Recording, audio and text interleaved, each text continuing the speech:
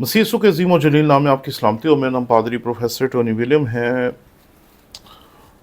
एक नबी है जो हज़ारों साल के फासले पे खड़ा है, दूसरा नबी है जो उससे कम फासले पे एक और पहाड़ पे खड़ा है, और तीसरा मसीह खुदावंद है जो किसी और टाइम लाइन में किसी और वक्त पे खड़ा हुआ है। और ये तीनों फ़र्क फ़र्क जगहों पर हैं, और तीनों फ़र्क फ़र्क जगहों पर फ़र्क फ़र्क पहाड़ों पे खड़े हैं। और मसीह खुदावंद जो है वो मत्ती की इंजील उसके 17वें बाब में एक पोर्टल खोलते हैं। ये पोर्टल जो है एक तरफ से खुलता है, और यहाँ से जो मूसा है वो मसीह के पास आ जाते हैं, और यहाँ से जो एलिया है वो मसीह के पास आ जाते हैं। और मसीह खुदावंद एलिया और मूसा के साथ उन पोर्टल्स की वजह से मिलते हैं, और एक जगह के ऊपर तीनों मिल जाते हैं। ये एक तशरीह है मत्ती की इंजील के 17वें बाब की। दूसरी तशरीह कि मूसा टाइम ट्रैवल करते हैं और मसीह के पास आ जाते हैं, वहाँ से एलिया टाइम ट्रैवल करता है और वो भी मसीह के पास आ जाता है, और ये टाइम ट्रैवल करके मसीह के पास पहुँच जाते हैं, और यहाँ पर मसीह खुदावन इन दोनों के साथ खड़े हैं। मैंने जब ये दोनों तशरीहात देखी तो मैं तो चौंक गया कि ये कहाँ से हमने ले ली है। हमारा ईमान जो है वो इस किताब पे बेस करता है, इस किताब पे, और इस किताब की जो तशरीहात हैं या जो कुछ इस किताब में लिखा है बस काफ़ी है। पिछले दिनों एक वीडियो अपलोड की इंजीनियर मोहम्मद अली मिर्ज़ा साहब ने, और उसमें उन्होंने कहा कि जो जो साइंस तरक्की कर रही है, हमारा इल्म बढ़ रहा है, तो हमारी जो तशरीह और तफसीर और तराजम है उनमें भी बेहतरी आ रही।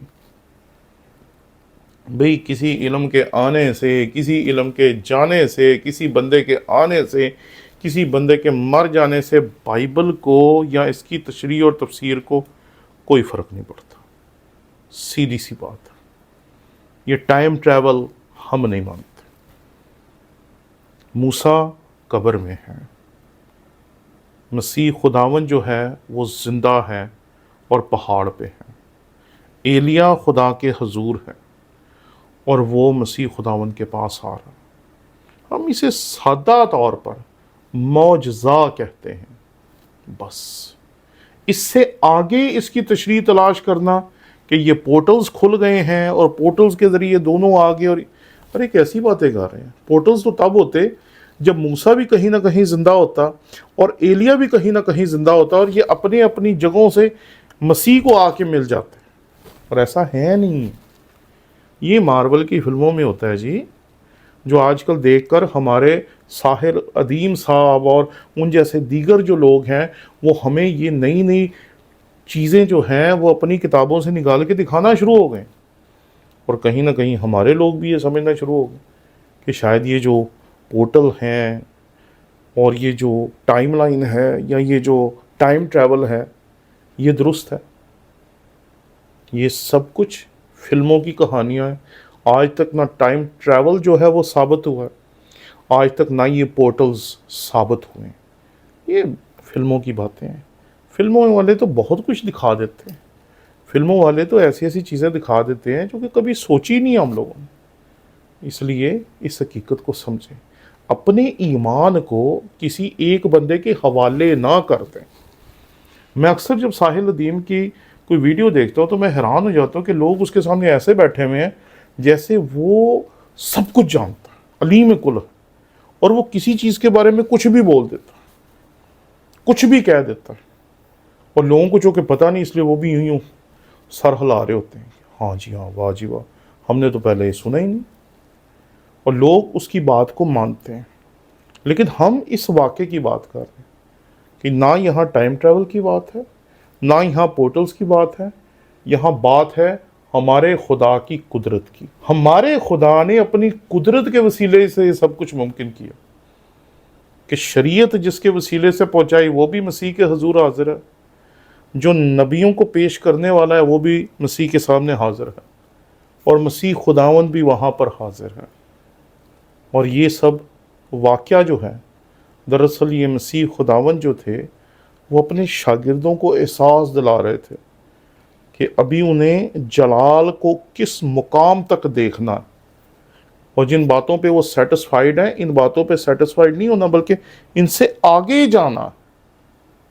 اور ہم وہی مانتے ہیں جو اس کتاب میں لکھا ہے. میں کئی مرتبہ جب تفسیروں کو پڑھتا ہوں تو تفسیروں کو پڑھنے کے لیے ہم اپنے قدیم استادوں کو پڑھنا پسند کرتے ہیں. کیوں؟ کیونکہ انہوں نے قدیم دور میں جب کہ لوگوں کے پاس بہت علم ہوتا تھا، لوگ بہت کتابیں پڑھتے تھے، لوگ بہت زیادہ بڑے بڑے استادوں کے قدموں میں بیٹھ کے تعلیم حاصل کرتے تھے، اس دور کے لوگوں کو پڑھنا آج کے لوگوں کو پڑھنے سے زیادہ بہتر ہے.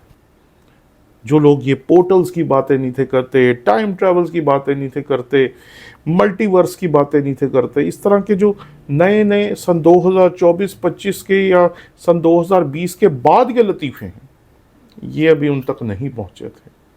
لیکن کلام کی جو تشریح وہ کرتے تھے، آج 2025 میں بھی ہم وہی کرتے ہیں، کیونکہ ہمیں پتہ ہے کہ کتاب مقدس کیا رہی ہے. بس اب ساحل ادیم جیسے لوگ آ کر ہمارے ایمان میں بھی کوئی نہ کوئی نئی جدت نکالنا شروع ہو جاتے ہیں تو ہمیں اس سے کوئی فرق نہیں پڑتا. ہمارا ایمان جوں کا توں بالکل درست ہے. مسیح خداوند کے اس واقعے کو جب ہم پڑھتے ہیں، یہاں لکھا ہے 6 دن کے بعد یسوع نے پترس اور یعقوب اور اس کے بھائی یوحنا کو ہمراہ لیا اور انہیں ایک اونچے پہاڑ پر الگ لے گیا، اور ان کے سامنے اس کی صورت بدل گئی اور اس کا چہرہ سورج کی مانند چمکا اور اس کی پوشاک نور کی مانند سفید ہو گئی. اور دیکھو موسیٰ اور ایلیا اس کے ساتھ باتیں کرتے ہوئے انہیں دکھائی دیے. یعنی یہاں پر دراصل ایک منظر ہے جو ہمارے سامنے پیش کیا جا رہا ہے، اور یہ منظر ہی ہمیں سمجھنا چاہیے. اس منظر کو کیسے یہ منظر رونما ہوا، یہ سوچنا ہمارا کام نہیں. کیسے پانی میں بن گیا، یہ ہم نے کبھی نہیں سوچا. کیسے پانی جو ہر ایک چیز کو ڈبو لیتا ہے، پترس اس پہ چلنا شروع ہو گیا، ہم نے یہ کبھی نہیں سوچا. کیسے ایک جنم کا اندھا جو ہے اس کی آنکھوں میں نور آ گیا، ہم نے کبھی نہیں سوچا کہ کون سی میڈیکل ٹرم ہے جو اس کو جسٹیفائی کرے گی، کیونکہ بھی ضرورت ہی نہیں.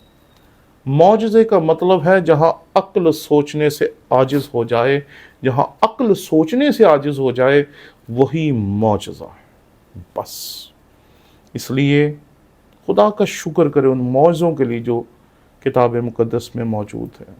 ساحل ادیم اور اس طرح کے دیگر لوگوں کی طرح نئے نئے سائنسی نظریات کو لینا اور بائبل کو اسی کے مطابق پیش کرنے کی کوشش کرنا میرے نزدیک قابل قبول نہیں ہے. شکریہ.